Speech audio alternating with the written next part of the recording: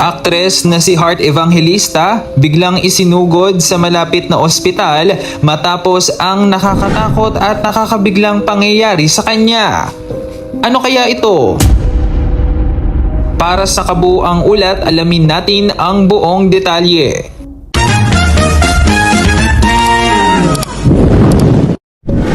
Isang nakakabahalang balita ang naging usap-usapan sa showbiz matapos kumalat ang mga larawan ng global fashion icon na si Heart Evangelista na nakahiga sa hospital bed at napapaligiran ng mga medical na makinarya.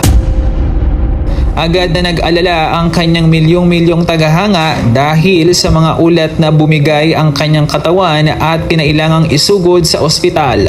Gayunpaman, nilinaw ng kanyang long-time assistant na si Rusty Russell na walang dapat ipangamba dahil ang sanhi lamang ng kanyang pagkaka-ospital ay labis na pagkapagod at extreme exhaustion dulot ng kanyang siksik na schedule. Kasulukuyang kasama ng aktres ang kanyang ina na si Cecilia Ong Pauco at kapatid na si Camille upang matiyak ang kanyang maayos na pagpapahinga.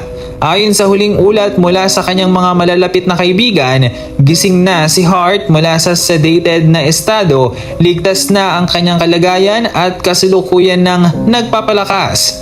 Bagamat nangangailangan pa ng kaunting alalay sa paglakad, tiniyak ng kanyang kampo na patungo na siya sa full recovery at sapat na tulog at pahinga lamang ang kanyang kailangan.